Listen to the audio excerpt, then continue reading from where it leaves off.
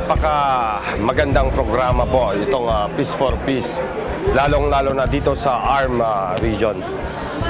Bakit po?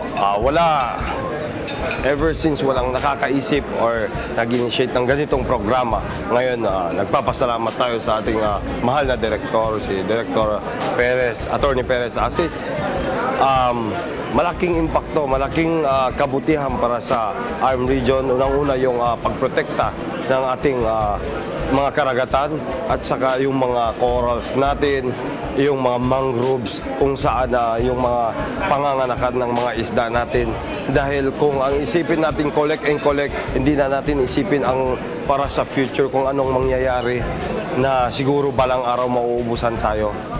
Sa amin, sa mga coastal areas, malaking pakikinabang po ito sa mga maliliit na fishermen namin. Tulad nung halimbawa, pinagbawal ko yung dynamiting, pinagbawal ko na yung using yung parang kinukurente at saka yung parang cyanide. Pinagbawal ko na yon. So ang ano ng mga tao, kasi ever since yung namulatan nila, they are using dynamite noon. So when I assume as mayor, pinagbawal ko yun. So yun, ang mga problema nila na paano na raw ang source of livelihood nila, yun lang ang mga kapital nila, bibili ng buti ng dynamite na ganun, mura lang. So ngayon wala na. So ito sana, kung pagpatuloy itong programa nito, unang-una sa amin, malaking tulong talaga ito sa mga maliliit na fishermen namin. So para bang magkaroon na sila ng reality, kung pinagbawal ko sa kanila yung illegal fishing, at least meron na silang diversionary na hanap buhay na mababantayan nila o magpagkakakitaan nila para naman yung mga local fishermen makikinabang din, at saka lalong-lalo na yung munisipyo rin. Ganun yun. Magandang-maganda to dahil napakalawak ng ating karagatan at napakayaman ng ating dagat. So magandang-maganda na at naipakita ngayon ng bagong BIPAR natin, si Attorney Asis, kung gaano kalaga yung yung kabuhayan, yung resources na ma-develop natin ng resources ng Sulu, especially yung fisheries, dahil ito'y magbibigay ng sa ating mga hanap buhay, dahil madaling maghanap buhay dahil napakadaming isda.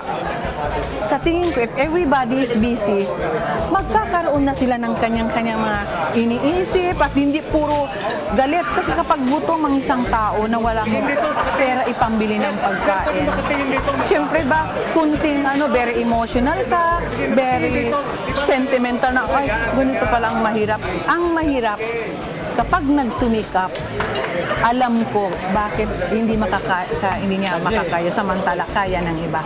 Katulad ng mga seaweeds, kaya namin mga babae.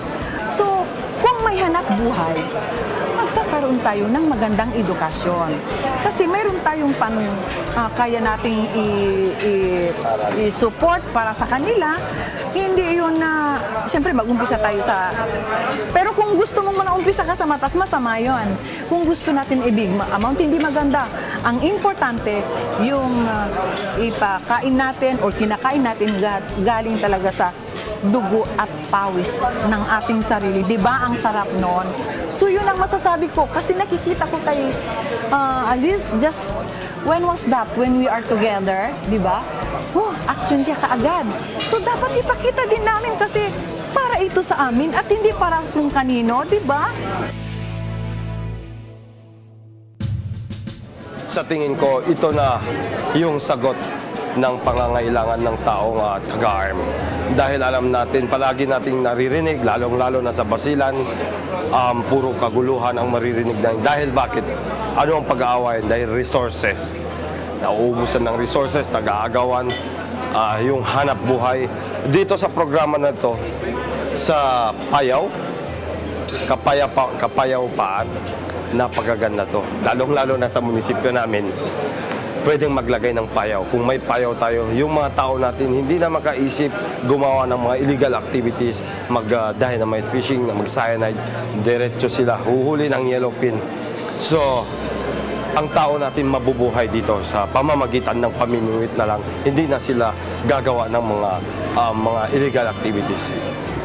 Sa tingin ko, if this could not actually eradicate all problems, lowest elements in the area, pero this will unti-unti ma-minimize natin to.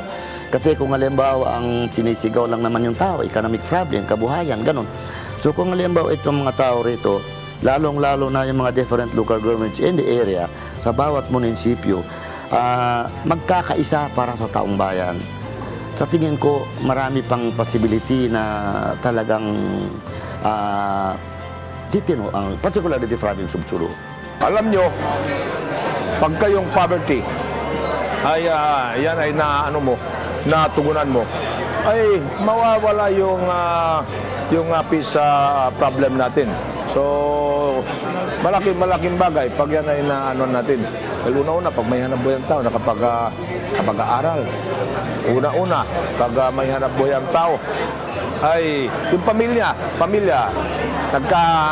sama-sama. So, siyempre, pagkasama mo anak mo, sama mo asawa mo, hindi masaya kayo. Huwag ka naman maghanap pa ng gulo. Well, ang masasabi ko lang na sana panahon na para magbago tayong lahat. Siyempre, nandoon pa rin ang tiyaga, sipag at prinsipyo para magkaroon tayo ng, di ba, ang sabi nila, isda. Fish for peace. Isda para sa kapayapaan. Very simple. Na kapag may isda kang makain, may kapayapaan. Kasi hindi ka nagugutumin, di ba? Sana itong project na to sa madaling panahon ma-realize to sa madaling panahon. At saka sana itong programa na to tuloy-tuloy para sa kapayapaan ng buong ARM at sa kabuhayan ng mga tao sa taga-ARM.